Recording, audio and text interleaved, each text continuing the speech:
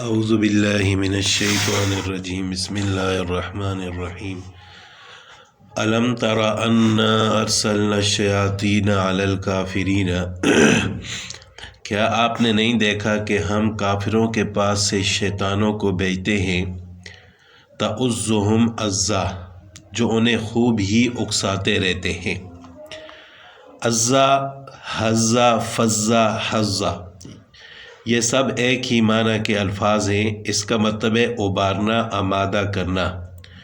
عزا کے معنی پوری قوت اور تدبیر تحریک کے ذریعے کسی شخص کو کسی کام کے لیے آمادہ کرنا بلکہ مجبور کر دینے کے نام ہے۔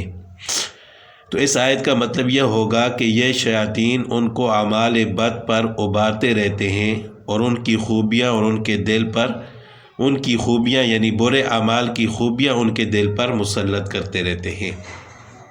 فلا تعجل علیہم تو ان کے بارے میں جلدی نہ کیجیے، انما نعد لہم عدا ہم خود ہی ان کے لیے مدت شماری کر رہے ہیں، یعنی ہم خود ہی ان کے عذاب کے آنے کے وقت کو شمار کر رہے ہیں، لہذا آپ جلدی نہ کیجیے، جو عذاب کا وقت ہے ان پر آ کر رہے گا۔ انما نعد لہم عدا یعنی ان کے عذاب کے بارے میں جلدی نہ کیجیے، وہ تو ان قریب ہونے ہی والا ہے، کیونکہ ہم نے ان کو گنے چنے ایام اور جو مدت دنیا میں رہنے کی دی ہے وہ بہت ہی جلدی پورے ہونے والی ہے۔ یوم نحشر المتقین الی الرحمن وفدا جس دن ہم پرہیزگاروں کو رب رحمان کی طرف بطور مہمان کے جمع کریں گے۔ وَنَسُوقُ الْمُجْرِمِينَ إِلَى جَهَنَّمَ وِرْدًا اور گناہگاروں کو سخت پیاس کی حالت میں جہنم کی طرف ہانک لے جائیں گے۔ نسوق کا معنی ہانکنا، وردا پیاس کی حالت میں، یعنی متقین اور مجرمین کا اپنے اپنے ٹھکانوں پر جانے کا جو طریقہ کار ہوگا، کیفیت ہوگی، اس سے ہی واضح ہو جائے گا کہ یہ کتنے کامیاب ہیں یا کتنے ناکام ہیں۔ تو جو متقین ہوں گے، تقوی دار ہوں گے، اللہ تعالیٰ سے ڈرنے والے ہوں گے، ان کو الی الرحمن وفدا بطور مہمان کے ان کو رحمان کے سامنے جمع کیا جائے گا، اور جو مجرمین ہوں گے ان کو پیاسی حالت میں ہانک کر لے کر جایا جائے گا۔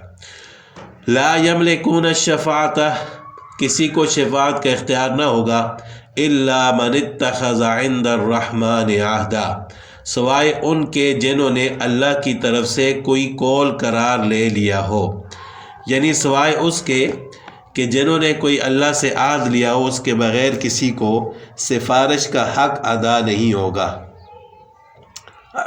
حضرت ابن عباس رضی اللہ تعالیٰ عنہ سے روایت فرماتے ہیں کہ عہد سے مراد شہادت لا الہ الا اللہ ہے، اور بعض حضرات نے یہ بھی فرمایا کہ عہد سے مراد حفظ کتاب اللہ ہے، یعنی جو حافظ قرآن ہوگا وہ اپنے خاندان میں سے، اپنی برادری میں سے 10 آدمیوں کی شفاعت کرے گا، یعنی شفاعت کا یہ حق ہر کسی کو حاصل نہیں ہے، بجائے چند ایک لوگوں کے جن کو اللہ تعالیٰ اجازت دیں گے، پھر وہ دوسروں کی سفارش اور شفاعت کریں گے۔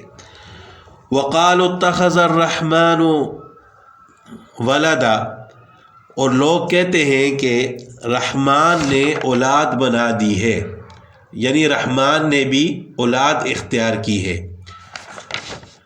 لقد جئتم شیئا ادا یقینا تم بہت ہی بری اور بھاری چیز لائے ہو۔ تکاد السماوات یتفطرن منہ قریب ہے کہ اس قول کی وجہ سے، اس کہنے کی وجہ سے آسمان پھٹ جائیں، وتنشق الارض اور زمین شق ہو جائے، وتخر الجبال ہدا اور پہاڑوں کے ریزے ریزے ہو جائیں۔ پہاڑوں کے ریزے ریزے ہونے کا کیا مطلب ہے؟ ان آیات سے یہ بات معلوم ہوتی ہے کہ زمین اور پہاڑ اور اس کی تمام چیزوں میں ایک خاص قسم کا عقل و شعور موجود ہے، یعنی خود بخود اگر وہ ریزہ ریزہ ہو جائیں گے، پھٹ جائیں گے، تو اس کا مطلب یہ ہے کہ ان کے اندر شعور موجود ہے، اگرچہ وہ اس درجے کا نہ ہو کہ جس پر یعنی ان کو اللہ تعالیٰ کے احکام کا جو ہے مکلف بنایا جائے. جیسے انسان کی عقل و شعور ہے، یہی عقل و شعور جس کی وجہ سے دنیا کی ہر چیز اللہ کے نام کی تسبیح کرتی ہے. تو یہ عقل و شعور ہر چیز کے اندر ہوتا ہے ایک خاص اندازے میں، لیکن اس طرح نہیں ہوتا کہ جس طرح اللہ تعالیٰ نے انسان کو عقل و شعور عطا فرمایا. وَإِن مِّن شَيْءٍ إِلَّا يُسَبِّحُ بِحَمْدِهِ. اسی کے بارے میں اللہ تعالیٰ کا ارشاد ہے کہ یعنی کوئی چیز دنیا میں ایسی نہیں ہے جو اللہ کی حمد کے ساتھ تسبیح نہ کرتی ہو. ان چیزوں کا یہی شعور اور ادراک ہے جس کا ذکر ان آیات مذکورہ میں بھی آیا ہے کہ اللہ تعالیٰ کے ساتھ کسی کو شریک قرار دینے، خصوصاً اللہ تعالیٰ کی اولاد قرار دینے سے زمین اور پہاڑ وغیرہ سخت گھبراتے ہیں. حضرت عبداللہ بن عباس رضی اللہ تعالیٰ عنہ نے فرمایا کہ جن و انس کے علاوہ تمام مخلوقات خدا تعالیٰ کے ساتھ شرک سے بہت ڈرتی ہیں. یہ صرف انسان ہے اور جن ہیں جو اللہ تعالیٰ کے ساتھ شرک کرتے ہیں. تو جن لوگوں نے یہ ظلم کیا کہ انہوں نے یہ کہا کہ اللہ تعالیٰ کی تو اولاد ہے. دوسری جگہ پر اللہ تعالیٰ کا ارشاد ہے کہ یہ یہودی عزیر علیہ السلام کو اللہ تعالیٰ کا بیٹا مانتے ہیں، اور جو عیسائی ہیں وہ عیسیٰ علیہ السلام کو اللہ تعالیٰ کا بیٹا مانتے ہیں. تو یہ اللہ تعالیٰ کے لیے اولاد ثابت کرنا یہ ایسا برا کام ہے کہ زمین و آسمان بھی اس کو برا سمجھتے ہیں، اور قریب ہے کہ اس کہنے کی وجہ سے آسمان پھٹ جائے اور پہاڑ ریزہ ریزہ ہو جائے، زمین کے اندر شگاف آ جائے. لیکن ان لوگوں کو ذرا برابر بھی کوئی فرق نہیں پڑتا کہ یہ اللہ تعالیٰ پر ایسا جھوٹ کیوں باندھتے ہیں. ان دعوا للرحمن ولدا، کہ تم رب رحمان کے لیے اولاد ثابت کرنے بیٹھے ہو. وما ينبغي للرحمن ان يتخذ ولدا، رحمان کی شان کے لائق نہیں ہے کہ وہ کوئی اولاد رکھے، کیونکہ رحمان تو وہ ہے جو خالق ہے، ہر چیز کو پیدا کرنے والا ہے. لم یلد ولم یولد، نہ اس کی کوئی اولاد ہے نہ اس کے والدین ہیں. ان کل من فی السماوات والارض، آسمان و زمین میں جو بھی ہے، الا آت الرحمن عبدا، سب کے سب اللہ تعالیٰ کے غلام بن کر ہی آنے والے ہیں. لقد احصاہم، ان سب کو اس نے گیر رکھا ہے. وعدہم عدا، اور سب کو پوری طرح گن بھی رکھا ہے. وکلہم آتیہ یوم القیامت فردا، اور یہ سارے کے سارے قیامت کے دن اکیلے اس کے پاس حاضر ہونے والے ہیں. وعدہم عدا، اللہ تعالیٰ نے سب کو گن رکھا ہے، یعنی اللہ تعالیٰ نے تمام انسانوں کے اشخاص اعمال کا پورا علم رکھا ہوا ہے کہ ان کے سانس، ان کے قدم، ان کے لقمے اور گونٹ اللہ کے نزدیک شمار کیے جاتے ہیں کہ یہ انسان روزانہ کتنی دفعہ سانس لیتا ہے، یہ کتنے لقمے کھاتا ہے، کتنے گونٹ پانی پیتا ہے، کتنے قدم یہ چلتا ہے. یہ سب کے سب اللہ کے ہاں لکھا ہوا ہے اور اللہ تعالیٰ کو سب معلوم ہے. ان الذین آمنوا وعملوا الصالحات، بے شک جو ایمان لائے ہیں اور جنہوں نے اچھے اعمال کیے ہیں، سیجعل لهم الرحمن ودا، ان کے لیے اللہ رحمان محبت پیدا کر دے گا. سیجعل لهم الرحمن ودا، یعنی ایمان اور عمل صالح پر قائم رہنے والوں کے لیے اللہ تعالی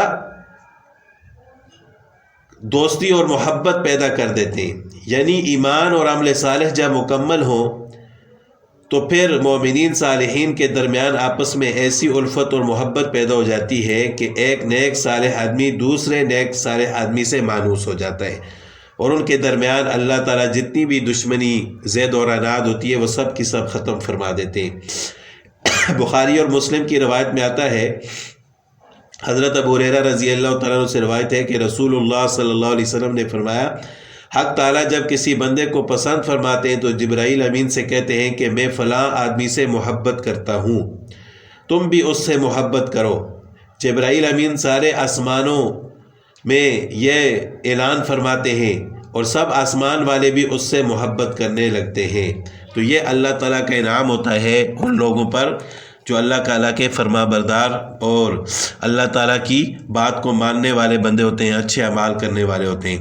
فَإِنَّمَا يَسَّرْنَاهُ بِلِسَانِكَ لِتُبَشِّرَ بِهِ الْمُتَّقِينَ، ہم نے اس قرآن کو تیری زبان میں بہت ہی آسان کر دیا تاکہ اس کے ذریعے تو آپ پرہیزگاروں کو خوشخبری دیں. وَتُنذِرَ بِهِ قَوْمًا لُدًّا، اور جھگڑالو لوگوں کو ڈرا دیں.